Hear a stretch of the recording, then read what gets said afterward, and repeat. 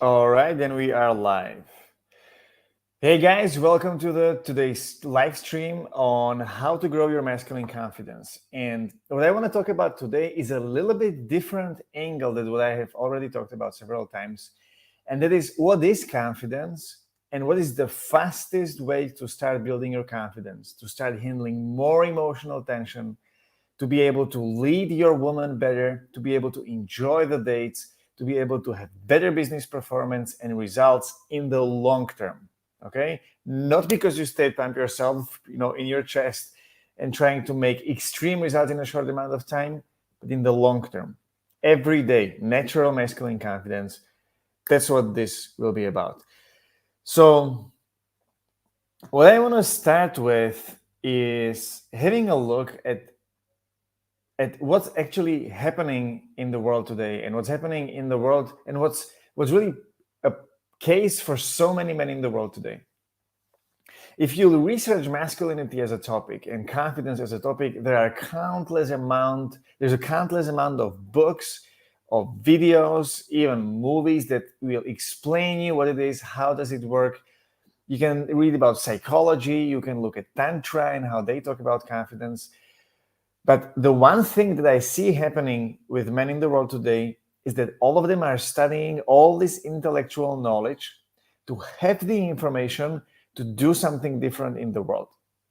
And what pisses me off is that I see people reading literally dozens, if not hundreds of books where they research how to be more confident, how to be more okay with themselves, how to feel better in their own skin. But because they are taking this information in intellectually, they don't feel it. They go out, they're on a date, and they are even more in their head. Because now they want to apply the analytical concept that they have read somewhere, that they have researched, to a particular situation without feeling it in their body, and it's not working.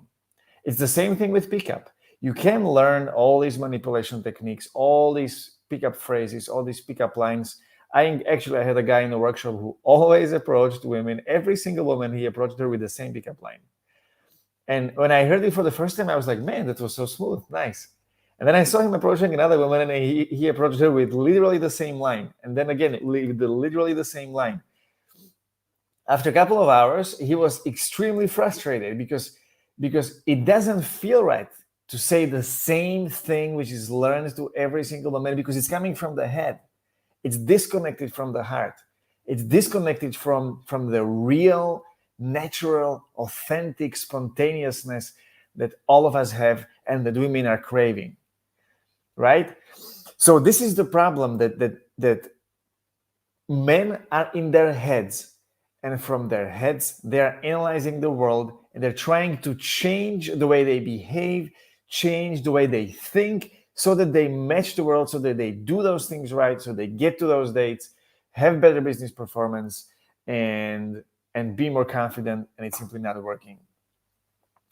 One of the patterns, or actually the pattern that I see the most for guys to apply unconsciously, of course, is the nice guy pattern, which means that there's a lot of internal anxiety, there's a lot of internal tension, and the unconscious mind, based on how it observed the world, have made several conclusions about how the world works. The first one is that if I'm nice, everyone will love me and like me. So I must be nice no matter what I feel inside, just so that I'm liked and loved, because that's safe, right? The second one, if I give everyone what they need without them having to ask, I will receive what I need from them without me having to ask, right? And this is a transactional relationship. So if I go with a woman on a date and I listen, I look as if I'm listening to her, I can say everything that she said to me, and I will pay for the dinner, maybe even, and I will hang her coat and all this stuff. But I'm not there. She doesn't feel me. I don't feel the woman. Nothing's going to happen. And she's going to go home. She might do this 3 times, but because she doesn't feel anything from you, she doesn't give you any feedback. She doesn't give you, you can't even recognize that she might even like you. because you're so disconnected in your head that you won't notice it. So then after a while she says, you know what, I'm sorry, this is probably not it. I don't feel like doing this. And then you get pissed off, or I mean, maybe not you, but guys, I see guys getting pissed off that they did all this emotional investment to the relationship with the woman and nothing happened. Like, after all I've done for her, I didn't get anything in return. So, and this is frustration. The woman has nothing to do with this whatsoever, right? Because she has no idea what's going on inside you. She just doesn't feel you the same way you don't feel yourself, if that is your case. So that's the second. That's the second way of how men understand what's going on around them, if they are disembodied, if they don't feel. And the third one is, if I do everything right, I will have a safe and problem-free life. So if you look at the world from this heavily analytical perspective, it seems like out there is always the right way of doing things that does give you the result that you would expect, and the wrong way of doing things that is not going to give you the result that you would expect. And if you can only figure out the right way of doing things, right, the right way of giving a compliment to a woman, then she will respond, then she might give you her number, and then you can date her, maybe, right? If you are already on a date, if you can only find a way how to say the right things at the right time, maybe you will attract her, maybe you will make her like you, and all this stuff. If you speak with a client in the right way at the right time, with the right tone of voice and all this stuff, then you will get what they want to do. And if not, then you screwed something up, because your mind is going to make you believe that you did it the wrong way.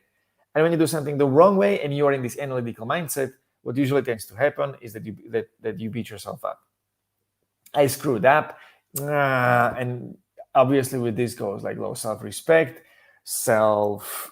like in the worst cases, it can even go all the way to self-hate. And these are not nice. These are really, really not nice places to be. So the reason why I'm talking about this is because it's extremely important to know that this is not just something that's in dating, right? If you experience this in dating, by default, it must show up in the work and in the family life and with your friends. Because you cannot just turn on and turn off the transactional mindset, right? It's really about how you see the world around you operates. And if there is a feeling of guilt for approaching a girl and just sharing with her your truth, what you feel, if you feel guilty for that, you will very likely feel the same way of the same guilt when asking for a salary raise. So these things are always interconnected. That's why anytime I work with any guy, whether he works on dating, love life, or relationships, he always changes all three, because it's connected, because you only have one mind that's driving all this. So talking about confidence, we already know what confidence is not. Now, what is the fastest way to grow your confidence?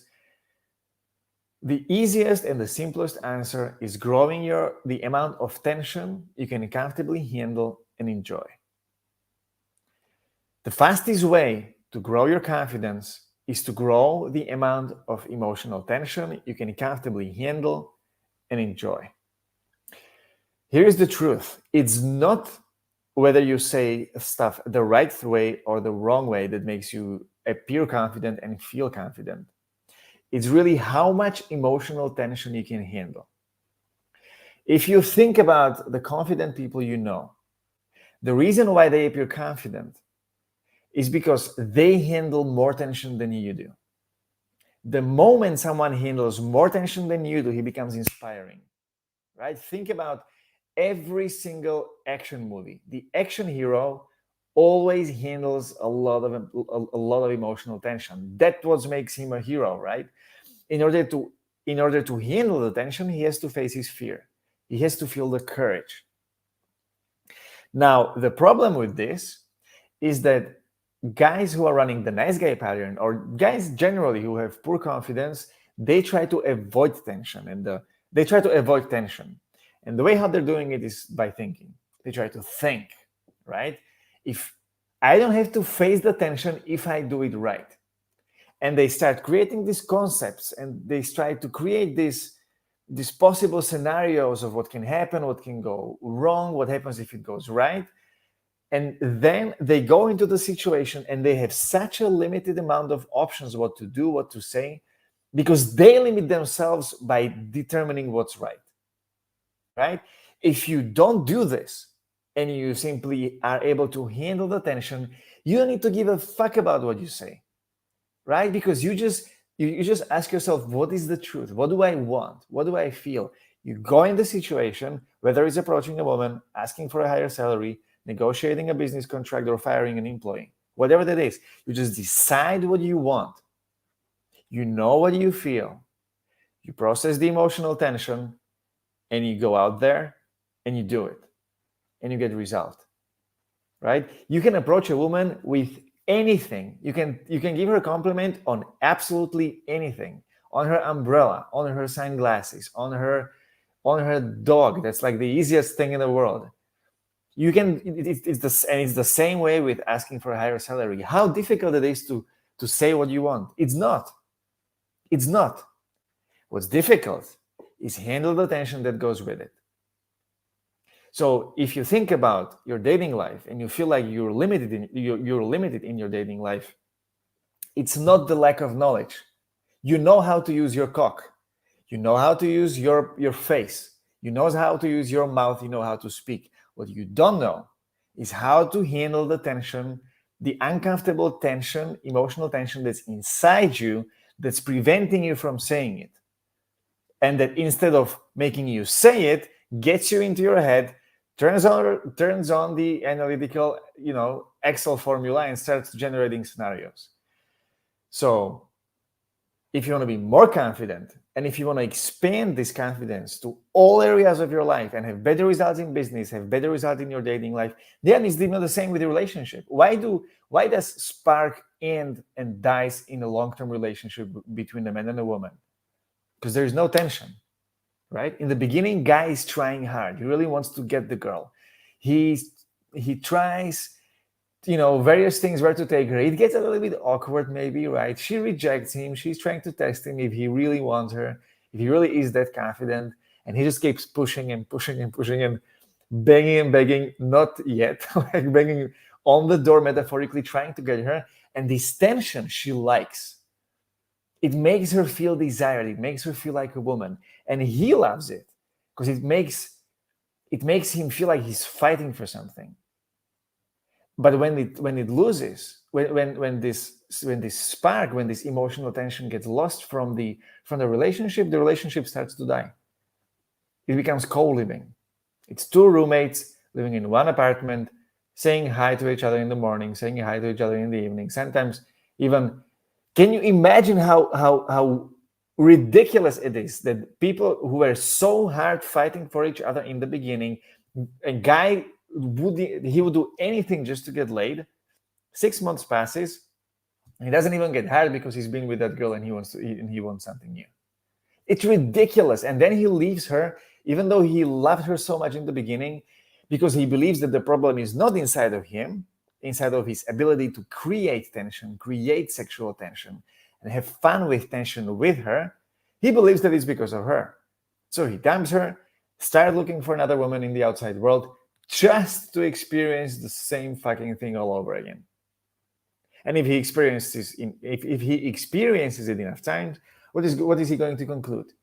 These relationships aren't what they used to be, or all women are the same, or all women are only with me because of the money, but when blah blah blah. Like you can put you can put any story there you want. So the number one ability and the number one skill that every man must have in order to go successfully through life is his ability to handle and enjoy emotional tension.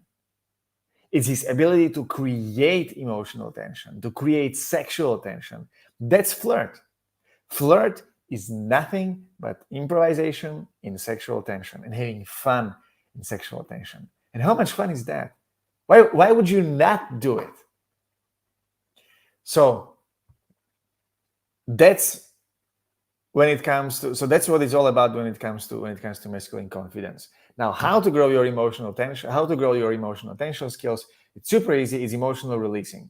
It's emotional releasing technique. It's the number one tool I work with. It's number one tool that helped me transform my own life to get myself out of extreme anxiety, worry, and overthinking that got me to psychiatry. It's the tool that I used to get myself to where I am today, in an amazing relationship, literally living my dream life. I was writing this to my friends in our WhatsApp group when I was sharing gratitude. I can't say how much I'm grateful for that. And it's not just me; it's all of my clients, it's my friends who I'm good friend with, who learned it from me. And simply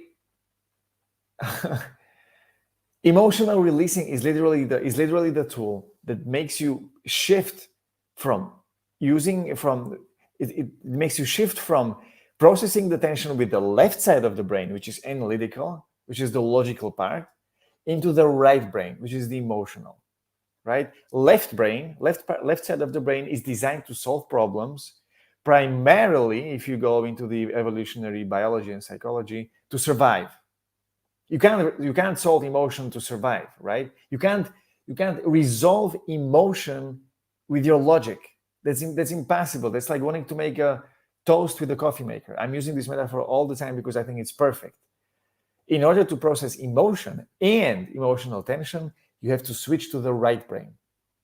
The right brain is designed for you to allow yourself to feel the emotion and to let it go and to release it.